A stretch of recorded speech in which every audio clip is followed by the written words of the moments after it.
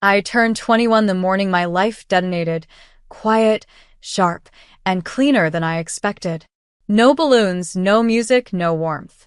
Just the sound of my dad calling my name from the living room like he was asking for the TV remote. "Harper," he said, standing stiff beside a small wrapped box on the table. My sister, Riley, leaned against the counter with a kind of smirk she saved for days she thought I'd fail.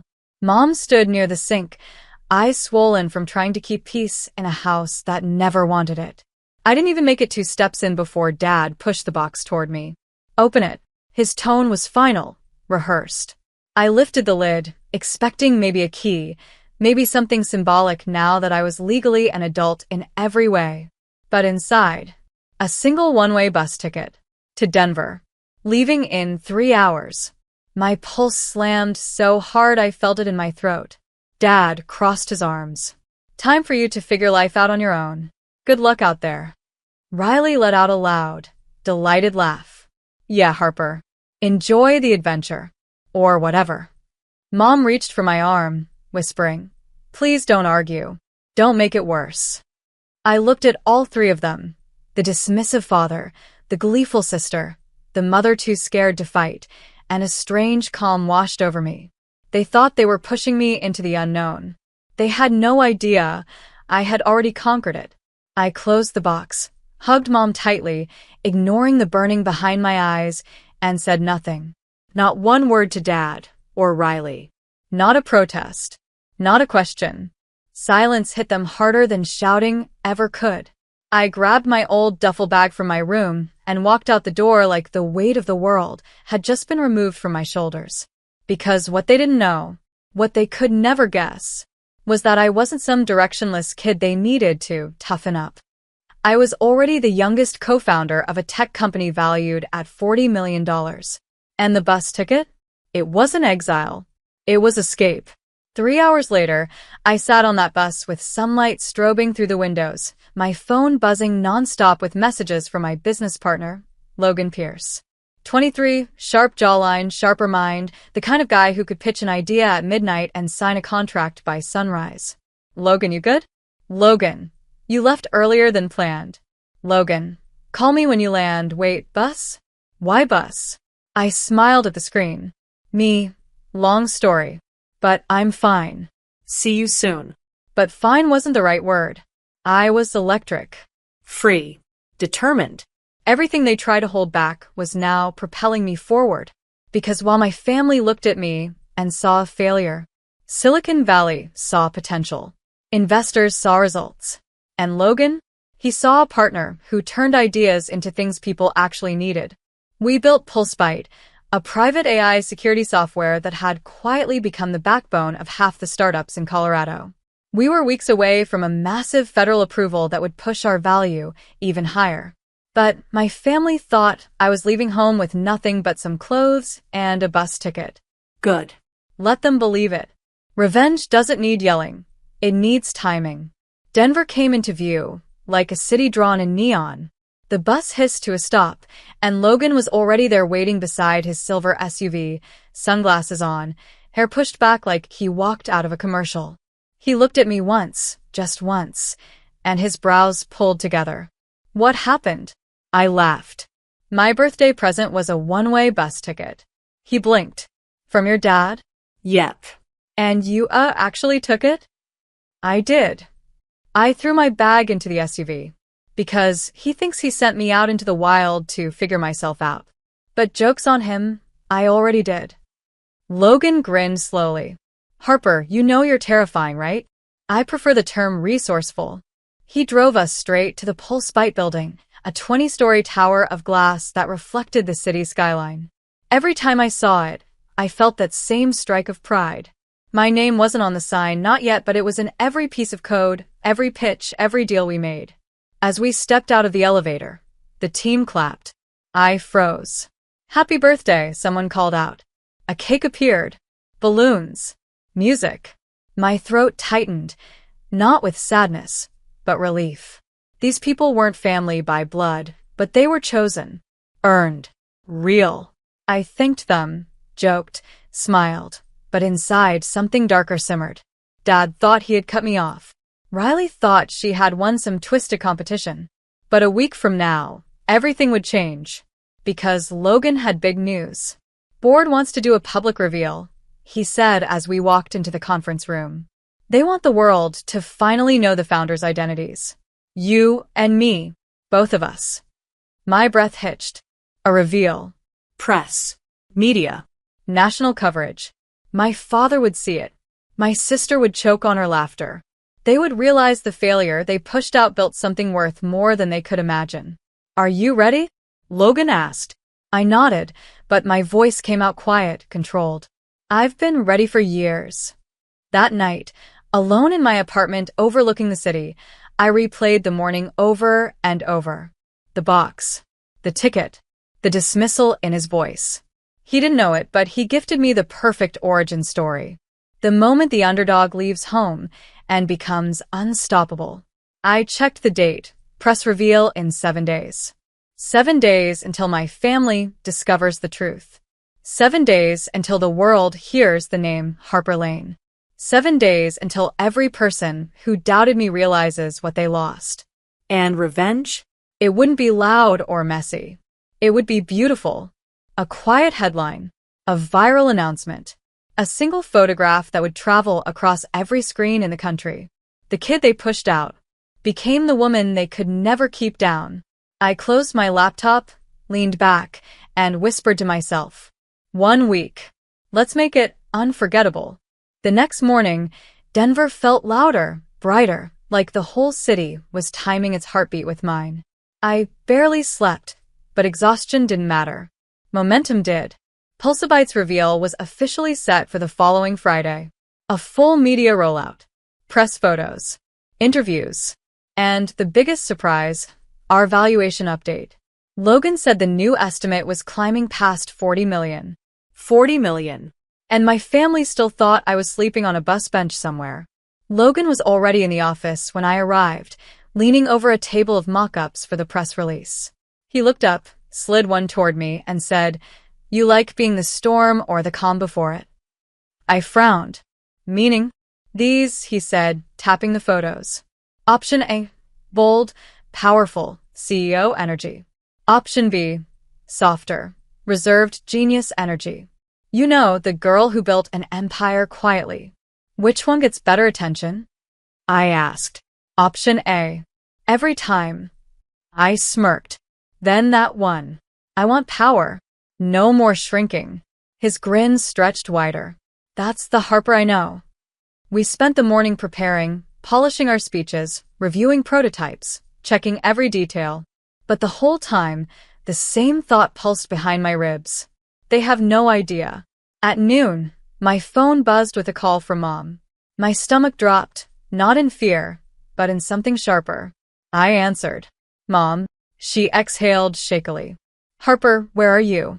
Your dad said you left without saying anything. Riley's been making comments. It's been awful here.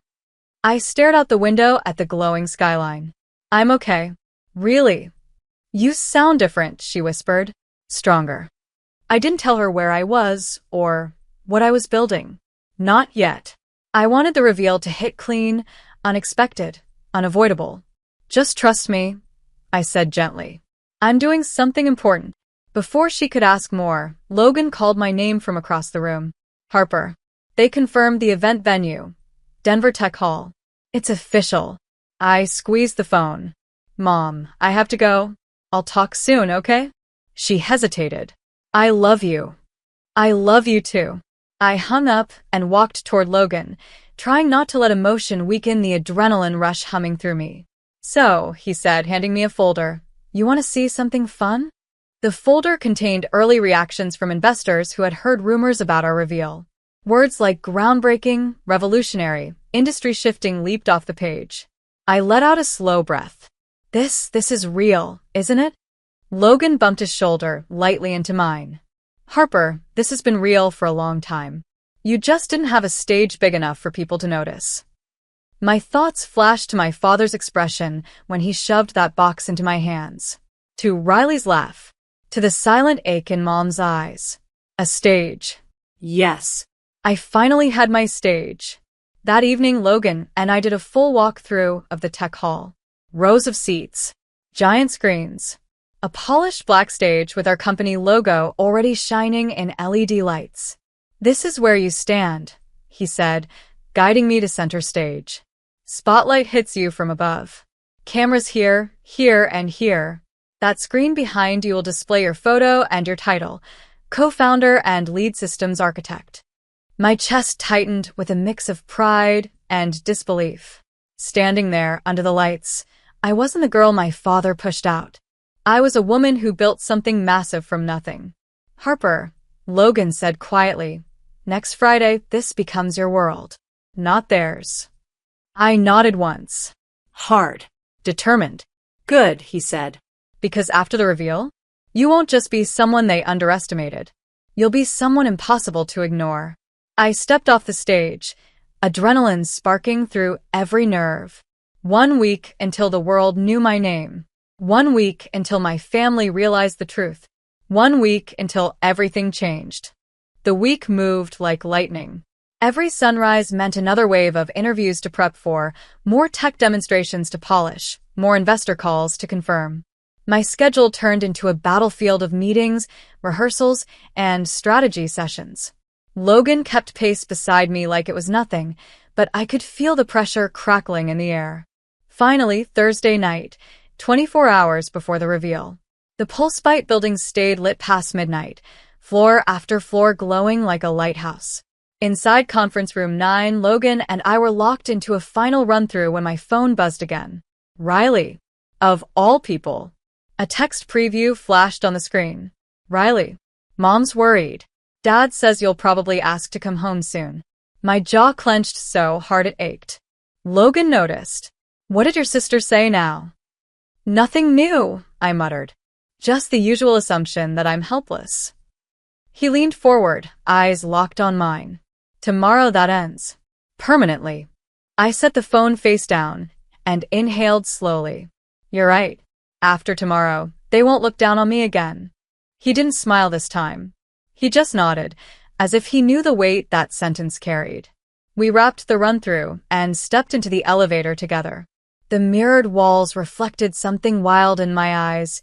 Fear, excitement, determination, all crashing together. I felt like a rocket seconds before ignition. As the doors opened into the lobby, my phone buzzed again.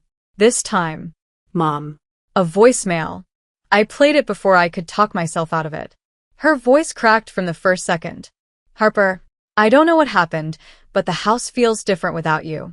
Your dad thinks you'll come home any day. Riley, well, she's Riley.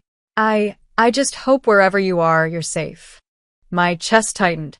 Mom never took sides, but I heard something new this time. Regret, worry, and a hint of fear that they pushed me too far. Logan watched me carefully. "You okay?" Yeah.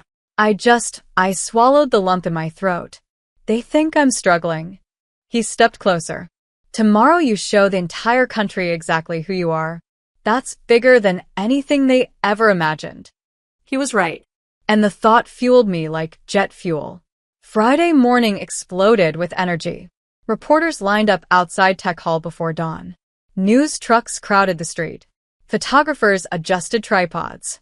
Even employees from neighboring buildings stood behind the barricades, holding their phones up like something historic was about to happen.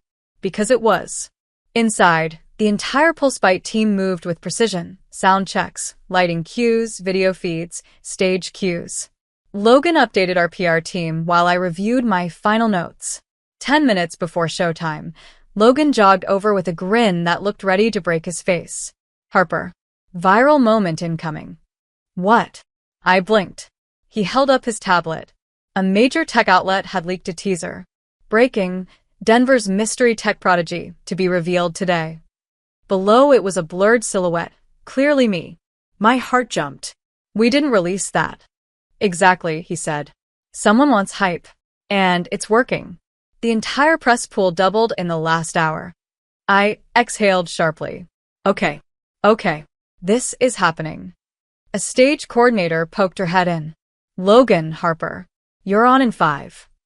We walked toward the backstage platform, weaving through cables, cameras, and glowing screens. My pulse hammered so hard I felt it in my fingertips. Logan squeezed my shoulder once. Harper Lane, co-founder, innovator, powerhouse. Go claim it. I stepped up onto the darkened stage, waiting for the spotlight. My family didn't know where I was. They didn't know what I built. They didn't know that in just seconds, I'd become impossible to ignore. The announcer's voice boomed. Introducing the brilliant mind behind PulseByte Security, Harper Lane. The spotlight hit, and the crowd erupted. The light hit me so hard I almost forgot to breathe. Cameras flashed, screens lit up, and for a second, all the noise blurred into a single roaring wave. I stepped forward, steady, confident, and the cheering grew louder. Thank you for being here, I began, my voice echoing across the packed hall. PulseByte started as 2 laptops in a tiny rental apartment, and now we're shaping national security standards. The crowd leaned in. Reporters scribbled notes. Flashbulbs burst like tiny stars. But today, I continued, isn't just about the company. It's about the people who believed in building something that mattered. I turned toward the giant LED screen behind me. The graphic shifted. My photo appeared. My title, Harper Lane, co-founder and lead systems architect. The room erupted again. Every camera aimed directly at me. And somewhere miles away, in a quiet house where they thought I had nothing, my family was seeing this too. After the applause, Logan joined me on stage for the product demonstration. He handled the pitch. I handled the tech. We moved like a well-rehearsed storm, sharp, fast, unstoppable. When the reveal ended, reporters surged forward. Harper, how old are you? Is it true you wrote the original security algorithm alone? How does it feel to be one of the youngest female tech founders in the country? I answered everything with confidence, each word carving a deeper space in this new world I belong to. Then my phone vibrated. Dad. Calling. Repeatedly. I let it ring. Hours later, after the interviews, photos, and celebrations, Logan and I stepped outside the venue. The evening sky glowed orange over Denver, and the excitement still buzzed in the air. My phone buzzed again. Another call. Mom.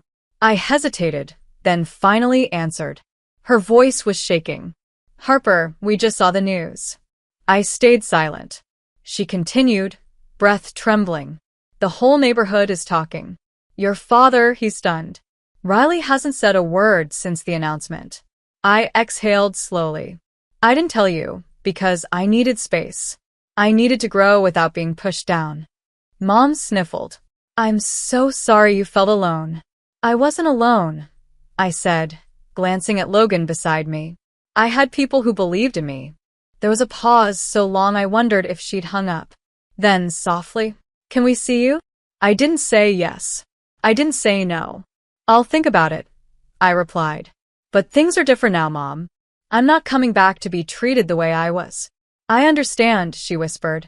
Just we're proud of you. So proud. Dad in the background muttered something unintelligible, shock, disbelief, maybe guilt. It didn't matter. I wasn't doing this for them anymore. I was doing it for me. Later that night, Logan and I sat on the rooftop of our office building with takeout boxes balanced between us. Denver sparkled below like a city made of ambition. To the woman who just became a national headline, he said, raising a cup of iced tea. I clinked mine against his. To the guy who believed in me before anyone else. We sat in comfortable silence for a moment. The air felt warm, steady. You know, Logan said softly, your family's reaction doesn't define your success. I know, I replied. But it feels good to finally stand on my own, to prove them wrong without saying a word. He smiled. You didn't just prove them wrong, Harper. You built an empire they can never take credit for. That hit me deeper than I expected. I leaned back, staring at the city. Life feels different today. It should, he said. You earned every second of it. He wasn't wrong. I had walked out of my home with a bus ticket and a duffel bag. Now I stood on a rooftop overlooking a company worth $40 million. a company I helped build, a future I claimed myself, and a chapter closing exactly the way it needed to. Not with revenge through cruelty, but with success so undeniable it silenced every doubt. A happy ending? No. A powerful beginning.